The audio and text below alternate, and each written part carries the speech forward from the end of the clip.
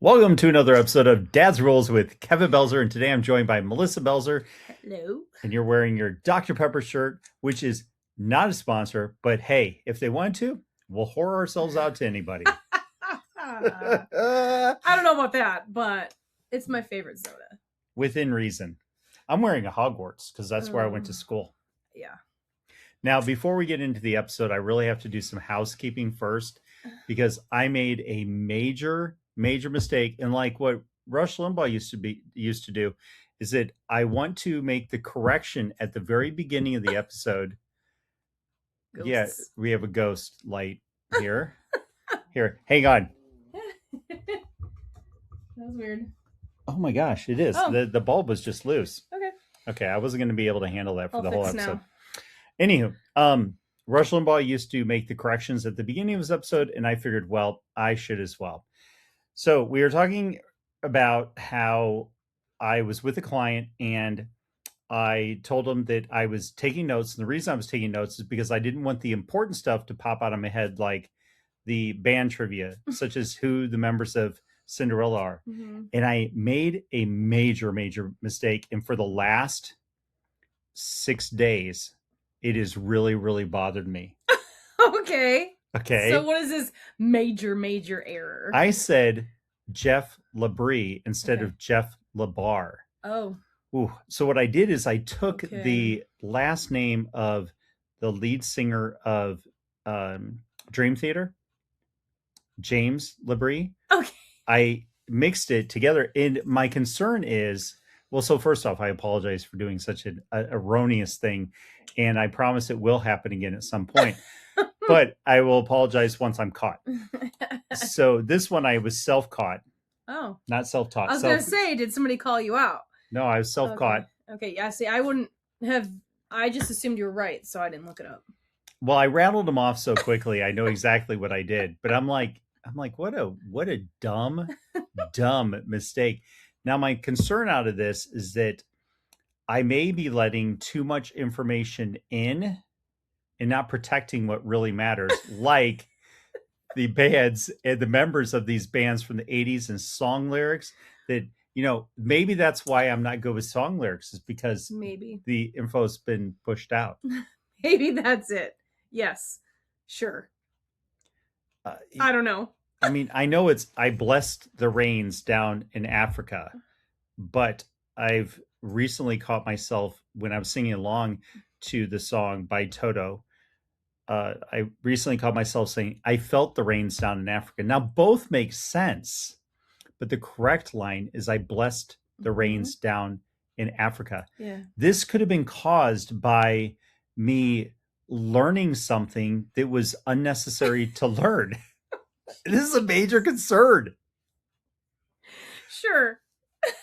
Look, if you give me free time, this is where my brain's going to go. All right. So I've spent time thinking about it because I had 2 appointments canceled today. One had to, quote unquote, reschedule. I put it in quotes because a lot of times in my business, real estate, when they reschedule, they never ever reschedule. They say they have to reschedule because of whatever. Just pick your excuse out there. Yet they drop off the planet and we never hear from them again, rather than just saying, hey, I don't want to meet with you effing a-holes.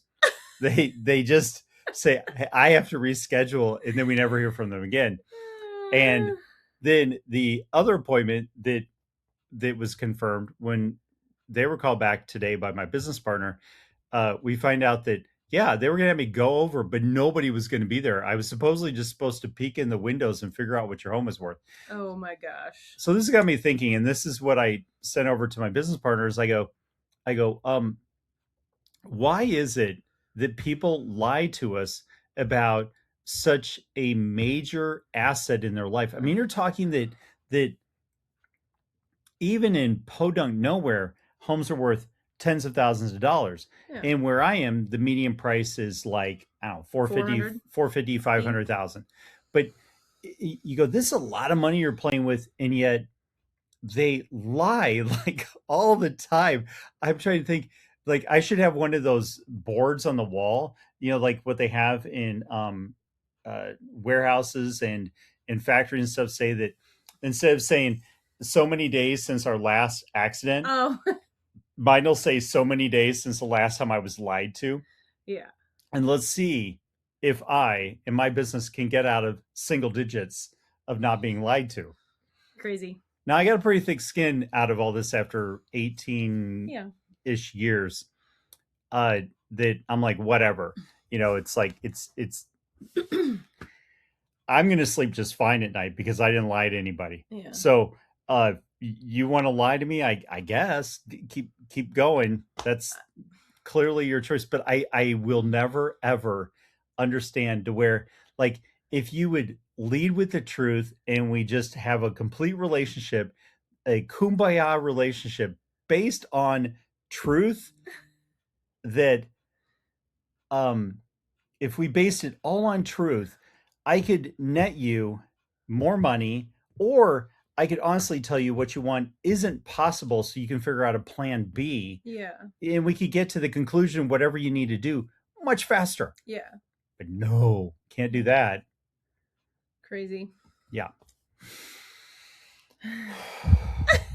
Second thing is, Okay. I found out that your two friends that I told you I didn't believe that they were real, that you were making up people, Kathy and I can't remember what the other one, Faith. Faith. Kathy and Faith. Well, look, I haven't met them enough times to remember their names. That's fair. But So Faith seems like the funny one to forget. yeah, but okay, so I like you actually at church brought Kathy up to me to introduce so that I Yeah. could not see it as like an illusion or something like that. And Well, like I had imaginary friends or something? yeah, so I guess that I'm going to publicly apologize that you did have two new friends. Well, Faith is more of a new friend. Kathy, she worked at Anthem School when kids went to school. I've known her forever. Now I'm getting to know her because we're actually able to hang out. So it's kind of cool. Yeah. So I guess you have two real friends that I have way more than two real friends. But these you proved. So until I meet the others, they're still you've fake. met almost all of my friends, if not all. Almost all. I don't know. Oof. Oh, thanks, dog. Yeah, dog's underneath us, and dog is doing hair biscuit. Oof, gross. Yikes. That's absolutely disgusting. Another housekeeping thing, and here we are like almost 8 minutes in, and it's nothing but housekeeping. Yeah. But another housekeeping thing is I brought up the what they said, a family of four, so husband, wife, two kids, what they needed to make it here in Arizona, here in the Phoenix area, and it was like $97,000 was that. So I was curious. I wanted to see, well, how much is it elsewhere, and then where is the cheapest place? So the ones that were the most expensive is absolutely where you'd expect it to be. Your New York City, pretty much any city in California. They were all right around 148 to 160,000 for a family of four. Wow. To make it. And so it's taking into account their the average rents, the taxes, everything else, what it would take just to get by, like any, they do a median thing across the country of, hey, you make, like what I said, here it was like about 97,000. So there it was like 148 to 160 across California. The most expensive one was New York City, which I figured it was going to be. And also this data is a couple years old, so taxes and everything up have gone way up in all those locations. So I know it's even worse, and taxes have not gone up here at all. So we're fine. They haven't? Really? No, we haven't had anything happen. We don't do that. They've tried to on ballot initiatives, but here we've said basically to go F off. We're not doing that. Well, because like what they did in California is they added a tax to when you sold your home. And so now the problem they're dealing with out there is people are going, well, screw it, then I'm just not going to sell. And they're holding out to see if possibly the administration changes over at some point to where they get somebody that will get rid of these regulations and change the rules. But until then, they're like, I'm not giving I think the tax is like 5% Oh wow, of the sale of the home has to go towards taxes. that's a And I'm lot. like, well, how does it actually factor? Because I haven't looked into it at all. I'm like just spitballing right now. Mm-hmm. What all do they factor in? Because it's like when you buy a home, whatever price you purchased it for, and then the price you sold it for, well, there's still cost in between. Like if you put new AC unit on it, Oh yeah, or which is expensive. does what about the taxes you paid on those years? Do those count, for you or against you? The interest on your loans, is that tax deductible from that 5% gap? So it's like leaves a lot of questions. Now, knowing them, they probably wrote it to where it's nope, but I don't know. So I took a picture of the city that had the lowest cost of living Mm-hmm. needed for a family of four, because this was a specific question I asked. And I actually went to multiple sites, and this was the one that kept coming up over and over again. Okay. So I'm just going to assume it's gospel, and I'm going to do no further research on the matter whatsoever, because it's close enough, and it gets me to rant about what I prefer to rant about anyway. So, Okay. all right. So the number one cheapest city to live, I'm skipping everybody else because this one got me like, meh. Anyway, so I figured that I would just go right to this one. It's Decatur, Illinois. No way. Yeah. So I'm just telling you, this is what it came up Okay. with again and again. It said that the population there is just under 70,000. Okay. The average commute anywhere around there is 15 minutes, so that's pretty favorable. The medium home value, and this is what plays into it, is because of this, you could have a lower rent. So the median home value there is only in quotations just under $96,000, What? $95,976 for a home there. Well, it's Wow. Decatur, Illinois. Yeah. The median monthly rent there is $655. Oh my gosh. Now, to give you an example, our son is in a one bedroom in Denver, Colorado, and how much is his rent? 16 something, Yeah, it's like I a think. sixteen Right at hundred 16. ish Yeah, for a one 1630. bedroom. So it's, I mean, and they're talking that you can get a monthly rent of $655 for a family of four, and he's one person in a one bedroom apartment in Denver, Colorado. So it just tells you Denver's got to be pretty far up there as well as what you need to make if you have kids and everything else. I'm wondering what the wages are there then. They have to be lower. So median household income, whether the husband and wife both work or just It's one just works, it household. doesn't matter. They're just saying the median household income there is $51,955. Wow. Major difference. So it's like, because we Yeah. were talking about on that episode before about how, well, it's kind of all relative to where do you live in the US to where how much you need to make. So there it's like, yeah, you can make roughly, that's just under $1,000 a week, and you will be able to get by at that Okay. amount.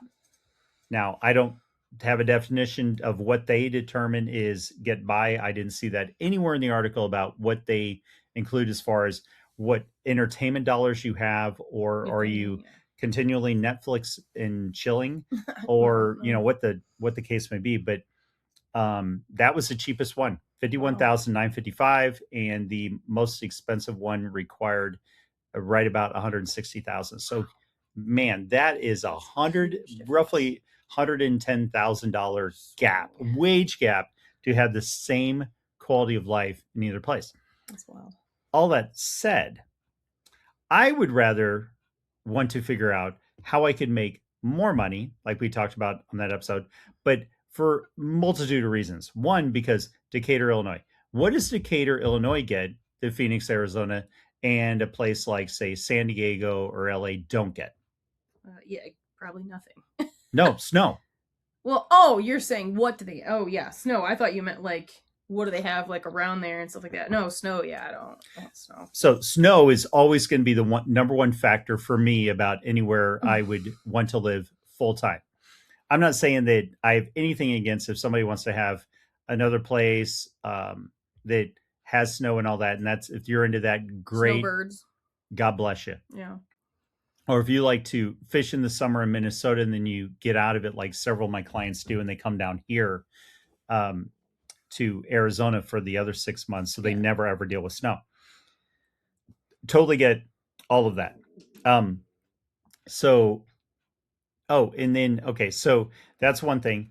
The other thing that it doesn't that I guess what bothered me is that when you live in a small place like that, if it's not convenient and close to the big city, you're going to miss out on sporting events.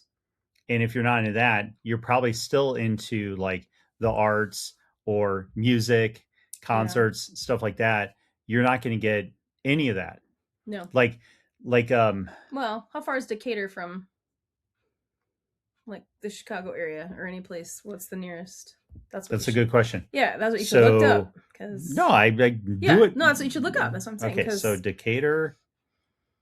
Oh wow! Did you see that and smelling? that was woo That was like nowhere. way way off. Okay, so Decatur, Illinois, and if I zoom out, Decatur, Illinois, the closest town is Springfield, which is the capital of Illinois. And gosh, man, that is like the middle of freaking nowhere. So There you have it. so it's in kind of central Illinois-ish. It's pretty much I didn't actually know where it was. Springfield's pretty much dead center, and it's to the east of that. Springfield has concerts. Yeah, somewhat, but not like Not big, probably. Yeah, not like major cities. And you're probably just looking at the map. You're probably, I would guess, hour and a half ish from Peoria. So it's not really convenient to anything. Bloomington's directly north. That's probably within an hour. Bloomington's a college town, Yeah. but it's still like everything's a drive. Yeah. So I don't know. I look at stuff like that and I'm like, you're giving up that as well, which I guess if you're into small town life and everything, which like there are pros to that as well. Sure. Usually crime is not nearly as much of an high. issue. Yeah, because you're getting out of the big city and all their wackadoodle politics. The other problem with Decatur, Illinois is that it's in Illinois. And I can say this because I went to school in Illinois and I went to high school in Illinois, lived there for, a few decades. So I can make fun of Illinois as much as I want to, because to me, it's kind of a pit. We have friends there who want out. We have a lot of friends all the time. Yeah. It's just gotten so expensive to live there because the Yeah. property taxes are awful and the weather sucks.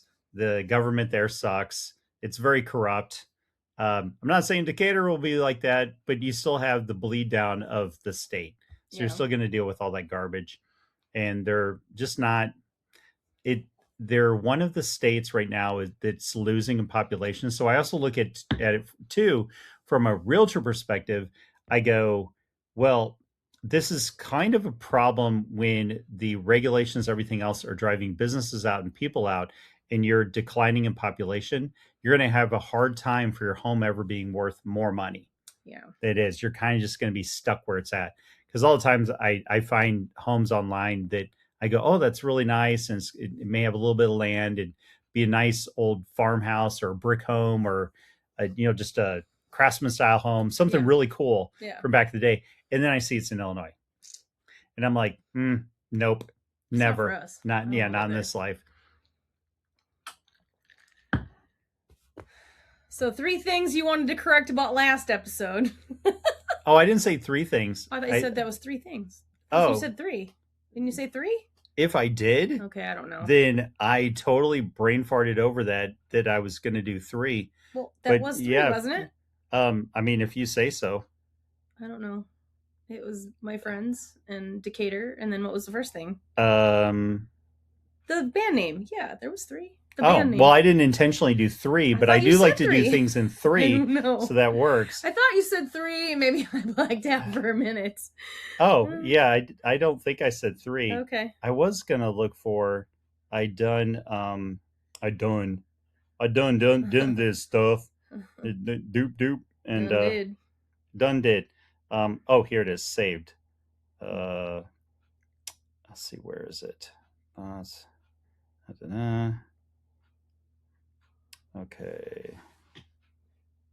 Okay. Now, since we already were talking about median income, blah, blah, and all that stuff, I saw something posted from Dave Ramsey, and this was either today or yesterday. Okay. And It just kind of made me chuckle. But he goes, the lie. You can't live on an average income in America today. Now, that's what he claims is a lie. The data, median household income, $83,730. He's probably taking an average across the country. Maybe. Average household expenses, $78,535. Wow, that's like no money left. You probably heard it 100 times. You can't make it on an average income anymore. I don't buy it. After doing this for 30 plus years, I can tell you the issue probably isn't your income, it's what you're doing with it. Most people never tell their money where to go, so they wonder where it went. Yeah. They're normal, but normal is broke. You don't have to live it. You don't have to live that way. When you get intentional, when you get on a proven plan, when you say no to things that don't matter, so you can say yes to things that do, everything changes. An average income with discipline will take you further than a high income with chaos ever will. There is hope. There's a way forward. It starts with deciding that you're done living like everyone else. Now, the very first comment, somebody goes, people don't want to just survive. Sometimes they want a coffee while they're out, or go to a movie, or buy something for themselves. They are both right. The first comment and Dave are both right. We do as a society change things too quickly. Like, for example, cars. People change cars like they're changing underwear. They keep rolling and rolling and rolling until they're so upside down on it that the only way to ever get out of that is one of two options. They can either finally live with the car for until it's paid off, or number two, they can go into a leased vehicle and with a bunch of it cash down. This is what we've heard. Yeah, and that'll get them back to normal. But they need to stay and ride that lease for the 3 or 4 year term, whatever it is. Which big freaking deal! You should have a car that long or longer anyway.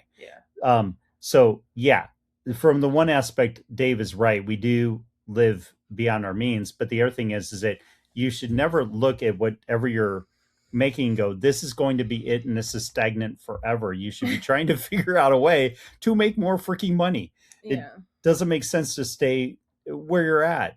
It's like, if you're not happy with the circumstances in front of you, change them. And the other person says people don't want to just survive. Sometimes they want a coffee while they're out, or go to a movie, or buy something for themselves. Yes, this person is absolutely 100% correct. But that only makes sense if you actually have the disposable income to do such things. Right. And you don't want to run yourself to where you're stressed at the end of the month and can't make ends meet because you're spending it on whatever. And so it's like the one thing she said, or buy something for themselves. That only makes sense if like your bills are paid and you're like Dave has always talked about, paying down your debt and all that. And that is true. You do want to be getting it to where you own your cars. You don't carry credit card debt. You don't carry debt in general outside of your home. So he's right on that. But I think like Dave is not totally right on this, nor is the other person totally right on. It needs to be this plus this and increase your income. So that was the one that I saw that.